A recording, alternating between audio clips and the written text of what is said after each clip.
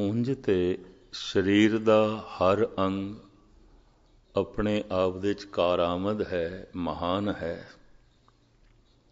ਔਰ ਉਸਦੀ ਮਹਿਮਾ ਵਰਣਨ ਨਹੀਂ ਕੀਤੀ ਜਾ ਸਕਦੀ। ਹਰ ਅੰਗ ਮਹਾਨ ਹੈ, ਲੇਕਿਨ ਫਿਰ ਵੀ ਕਿਸੇ ਜਗ੍ਹਾ ਤੇ ਪਹੁੰਚਣਾ ਹੈ ਤਾਂ ਪਹਿਲੇ ਰਸਤਾ ਦਿਖਾਈ ਦੇਵੇ।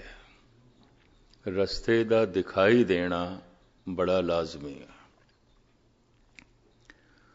ਫਿਰ ਚੱਲਣ ਵਾਸਤੇ ਪੈਰ ਵੀ ਹੋਵਣ। ਵਿਖਾਈ ਦਿੰਦਾ ਚੱਲਣ ਦੀ ਤੌਫੀਕ ਨਹੀਂ, ਰਸਤਾ ਦੇਖਿਆ ਹੋਇਆ ਵਿਅਰਥ ਹੋ ਗਿਆ। ਲੇਕਿਨ ਮੈਂ ਅਰਜ਼ ਕਰਾਂ, ਚੱਲਣ ਦੀ ਤੌਫੀਕ ਹੈ, ਰਸਤਾ ਤੇ ਨਹੀਂ ਦਿਖਾਈ ਦਿੰਦਾ। ਐਸਾ ਮਨੁੱਖ, ਐਸਾ ਕਿਆਸ ਕੀਤਾ ਜਾਂਦਾ ਹੈ, ਸਮਾਂ ਜ਼ਰਾ ਜ਼ਿਆਦਾ ਲੱਗ ਜਾਏਗਾ, ਭਟਕਦਿਆਂ ਪਹੁੰਚ ਜਾਏਗਾ। ਰਹਿ ਗਈ ਗੱਲ ਹੁਣ ਅੰਤਰੀਵ ਦੁਨੀਆ ਦੀ। ਪਰਮਾਤਮਾ ਨੂੰ ਜਿਹੜਾ ਸਮਝਣਾ ਹੈ, ਜਾਣਨਾ ਹੈ, ਇਹ ਤੇ ਰਸਤੇ ਦਾ ਵੇਖਣਾ ਹੈ।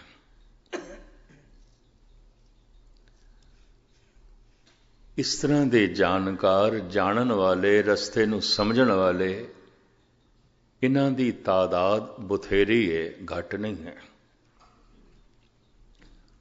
ਬੜੇ ਗਿਆਨੀ ਨੇ ਇਸਲਾਮੀ ਦੁਨੀਆ 'ਚ ਵੀ ਜੋ ਕਹਿੰਦੇ ਨੇ ਖੁਦਾ ਲਾ ਸ਼ਰੀਕ ਹੈ, ਲਾ ਮਕਾਨ ਹੈ, ਉਹਦਾ ਕੋਈ ਥਾਂ ਟਿਕਾਣਾ ਨਹੀਂ, ਉਹਦਾ ਕੋਈ ਸ਼ਰੀਕ ਨਹੀਂ, ਉਹ ਲਾ ਮਹਿਦੂਦ ਹੈ, ਉਹਦੀ ਕੋਈ ਸੀਮਾ ਨਹੀਂ। ਇਸ ਤਰ੍ਹਾਂ ਭਾਰਤ ਦੇ 'ਚ ਬੌਧੀ ਕਿਹਾ, ਜੈਨੀ ਕਿਹਾ, ਸਨਾਤਨੀ ਕਿਹਾ, ਸਾਰੇ ਹੀ ਕਹਿੰਦੇ ਨੇ ਬੇਅੰਤ ਹੈ, ਜ਼ਾਤ ਪਾਤ ਤੋਂ ਨਿਆਰਾ ਹੈ, ਰੰਗ ਰੂਪ ਤੋਂ ਨਿਆਰਾ ਹੈ, ਵਰਨ ਭੇਖ ਤੋਂ ਨਿਆਰਾ ਹੈ, ਉਹਦੀ ਕੋਈ ਸੀਮਾ ਨਹੀਂ, ਬੇਅੰਤ ਹੈ, ਬੇਅੰਤ ਹੈ। ਸਿੱਖ ਜਗਤ ਦੇ 'ਚ ਵੀ ਕਰੀਬਨ ਗਿਆਨੀ ਇਹੀ ਕੁਝ ਕਹਿੰਦੇ ਨੇ। ਬੇਅੰਤ ਹੈ, ਲੇਕਿਨ ਮਨੁੱਖ ਦਾ ਮਨ ਬੇਅੰਤ ਤੋਂ ਪ੍ਰਭਾਵਿਤ ਨਹੀਂ। ਅਸੀਮ ਹੈ, ਲੇਕਿਨ ਮਨ ਉਸ ਅਸੀਮ ਤੋਂ ਪ੍ਰਭਾਵਿਤ ਨਹੀਂ ਹੈ। ਕਾਰਨ ਸਿਰਫ ਰਸਤਾ ਦਿਖਾਈ ਦਿੰਦਾ ਹੈ, ਮੰਜ਼ਿਲ ਨਹੀਂ। ਜੈਸੇ ਕਿਸੇ ਥਾਂ ਤੇ ਅਸੀਂ ਪਹੁੰਚਣਾ ਹੈ ਤੇ ਕਿਸੇ ਨੇ ਰਸਤਾ ਦੱਸ ਦਿੱਤਾ ਜਾਂ ਰਸਤਾ ਦੱਸ ਰਿਹਾ ਨਾਲ ਹੈ, ਤਾਂ ਰਸਤਾ ਤੇ ਦਿਖਾਈ ਦੇ ਰਿਹਾ, ਜਿੱਥੇ ਅਸੀਂ ਪਹੁੰਚਣਾ ਹੈ ਉੱਥੇ ਨਹੀਂ। ਜਗਤ ਦੇ 'ਚ ਪਰਮਾਤਮਾ ਦੇ ਰਸਤੇ ਦੇ ਵੀ ਬੜੇ ਝਗੜੇ ਨੇ, ਇਹ ਵੀ ਮੈਂ ਅਰਜ਼ ਕਰਦੇ ਹਾਂ।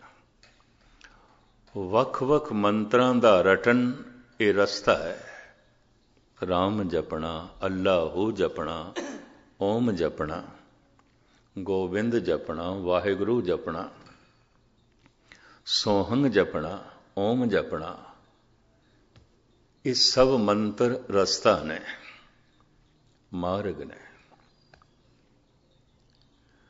ਫਿਰ ਮਾਰਗ ਦੇ ਉੱਤੇ ਚੱਲਣ ਦੇ ਆਪਣੇ ਆਪਣੇ ਢੰਗ ਨੇ। ਕੋਈ ਦੌੜਦਾ ਹੈ, ਕੋਈ ਆਹਿਸਤਾ ਚੱਲਦਾ ਹੈ, ਕੋਈ ਬਹੁਤ ਆਹਿਸਤਾ ਚੱਲਦਾ ਹੈ।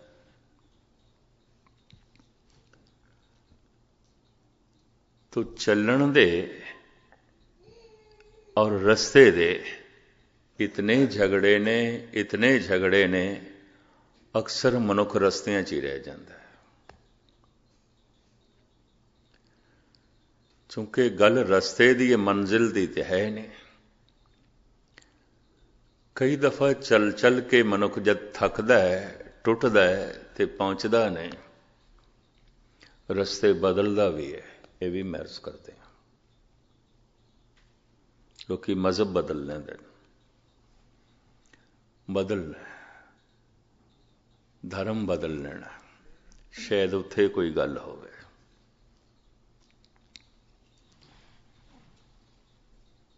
ਜ਼ਿੰਦਗੀ ਕਈਆਂ ਦੀ ਰਸਤਿਆਂ 'ਚ ਲੰਘ ਜਾਂਦੀ ਹੈ, ਲੇਕਿਨ ਬੇਸ਼ਤਰ ਦੁਨੀਆ ਉਹ ਹੈ ਜਿਨ੍ਹਾਂ ਨੂੰ ਰਸਤੇ ਦੀ ਵੀ ਸਮਝ ਨਹੀਂ, ਗਿਆਨ ਨਹੀਂ ਹੈ, ਇਸ ਪਾਸੇ ਦਾ ਸ਼ੌਕ ਨਹੀਂ ਹੈ।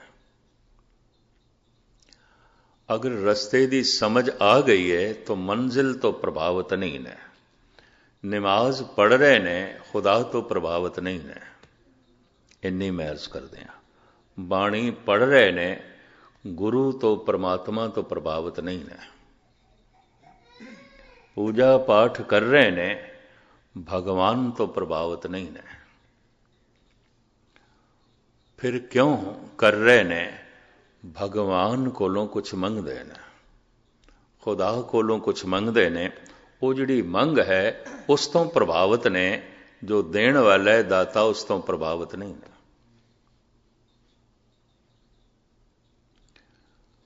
और मंग नाल कई दफा इस तरह जुड़ जाते ने, इस तरह जुड़ जाते ने, देण वाला तो कदी चेता ही नहीं आता। दात प्यारी विसरिया दातारा, कदी चेता ही नहीं आता, उसकी तो कदी याद ही नहीं आती। उसकी दात प्रभावित कर रही है, दाता प्रभावित नहीं कर रहा है। चूंकि दात प्रभावित कर रही है, दात होर मिले होर मिले, तो कोई नमाज पढ़ रहा है, कोई पूजा पाठ कर रहा है, कोई बाणी पढ़ रहा है, कोई गुरुद्वारे जा रहा है, कोई मंदिर मस्जिद जा रहा है। सब दात नाल जुड़े हुए ने। दात दी मंग, दाते दी कोई खबर नहीं, मंजिल दी कोई समझ नहीं, रस्तियां दी थोड़ी बहुत समझ है। इस रस्ते ते चल के शायद इस दात दी प्राप्ति हो जाए। इस मंत्र दे जप नाल, इस तरह दे पूजा पाठ नाल, इस तरह दी साधना नाल शायद यह चीज़ मिल जाए, यह वस्तु मिल जाए। तो सारी दुनिया विच इस तरीके दे नाल धार्मिक लोग करीबन 99% वो ने जो दात लई सब कुछ ये कर रहे ने, दाते लई नहीं, दाते तो प्रभावित नहीं। जब दात तो प्रभावित नहीं तो दात लई कुछ कर रहे ने, तो गुरु अर्जन देव जी कहते ने ते व्यापारी ने। कोट मधे को बिरला सेवक और सगले व्यवहारी।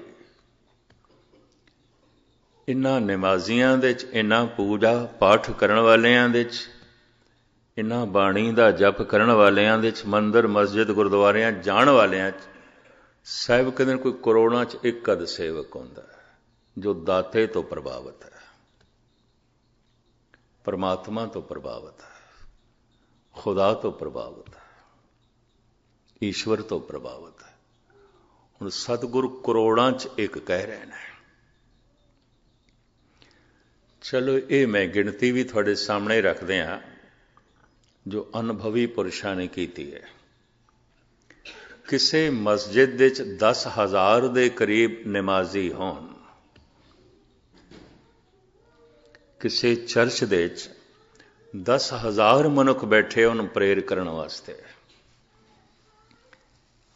किसी मंदिर विच 10,000 का किधरे इकट्ठ होवे पूजा करन लई, दर्शन करन लई, ते किसी गुरुद्वारे च किधरे 10,000 के करीब सत्संगी बैठे होवन,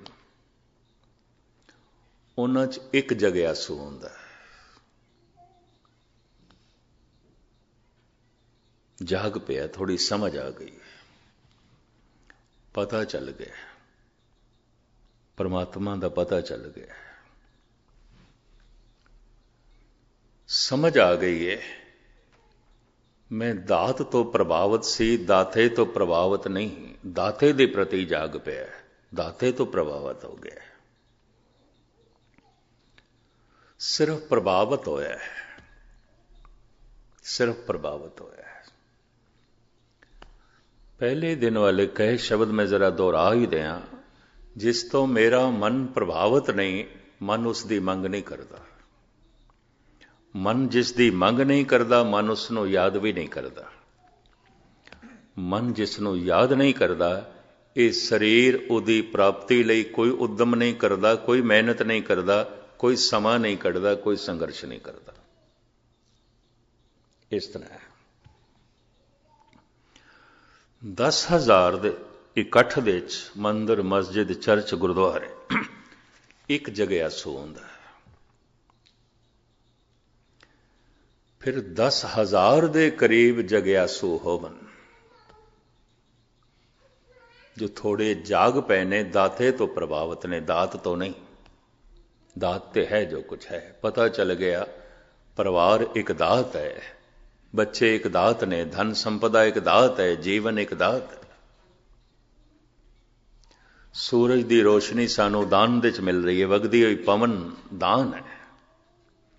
ਬਹੁਤ ਕੁਛ ਜਿਸ ਦਾ ਅਸੀਂ ਕੋਈ ਮੁੱਲ ਨਹੀਂ ਚੁਕਾਇਆ ਤੇ ਮਿਲ ਜਾਂਦਾ ਹੈ। ਦਾਤਾ ਉਹ ਦੇ ਰਿਹਾ ਹੈ। ਲੇਕਿਨ 10,000 ਸਤਸੰਗੀਆਂ ਦੇ ਚੋਂ ਕੋਈ ਇੱਕ ਦਾਤੇ ਤੋਂ ਪ੍ਰਭਾਵਿਤ ਹੋ ਗਿਆ। ਇੱਕ ਉਸ ਨੂੰ ਜਗਿਆਸੂ ਕਹਿੰਦੇ ਨੇ। ਜਾਗ ਪਿਆ, ਨਿਰਾ ਸੁੱਤਾ ਹੋਇਆ ਨਹੀਂ, ਜਾਗ ਪਿਆ। ਨਿਰੇ ਐਵੇਂ ਗੁਰਦੁਆਰੇ ਨਹੀਂ ਆਇਆ, ਕੁਝ ਸਮਝ ਹੈ। ਸਿਰਫ ਐਵੇਂ ਬਾਣੀ ਨਹੀਂ ਪੜ੍ਹ ਰਿਹਾ, ਕੁਝ ਸਮਝ ਹੈ। ਸਿਰਫ ਐਵੇਂ ਹੀ ਨਹੀਂ ਜਪ ਕਰ ਰਿਹਾ, ਕੁਝ ਸਮਝ ਹੈ। ਸਿਰਫ ਐਵੇਂ ਹੀ ਨਹੀਂ ਹੱਥ ਵਿੱਚ ਗੁਟਕਾ ਲਈ ਬੈਠਾ, ਕੁਝ ਸਮਝ ਹੈ ਉਸ ਨੂੰ। ਜਗਿਆਸੂ। ਇਹ ਆંકੜੇ ਬਹੁਤ ਗਹਿਰੇ ਅਨੁਭਵੀ ਪੁਰਸ਼ਾਂ ਨੇ ਇਕੱਠੇ ਕੀਤੇ ਨੇ ਤੇ ਮੈਂ ਤੁਹਾਡੇ ਸਾਹਮਣੇ ਜੋ ਉਹਨਾਂ ਨੂੰ ਮੈਂ ਪੜ੍ਹਿਆ, ਥੋੜੀ ਜਿਹੀ ਸਮਝ ਆਈ, ਤੁਹਾਡੇ ਸਾਹਮਣੇ ਰੱਖ ਰਿਹਾ।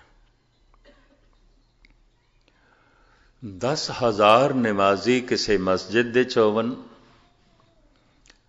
10,000 ਪੂਜਾ ਪਾਠ ਕਰਨ ਵਾਲੇ ਕਿਸੇ ਮੰਦਰ ਦੇ 'ਚ ਹੋਵਨ, 10,000 ਦੇ ਕਰੀਬ ਪ੍ਰੇਰ ਕਰਨ ਵਾਲੇ ਕਿਸੇ ਚਰਚ ਦੇ 'ਚ ਬੈਠੇ ਹੋਵਨ ਤੇ 10,000 ਗੁਰਸਿੱਖ ਸਤਸੰਗੀ ਕਿਸੇ ਗੁਰਦੁਆਰੇ 'ਚ ਬੈਠੇ ਹੋਵਨ।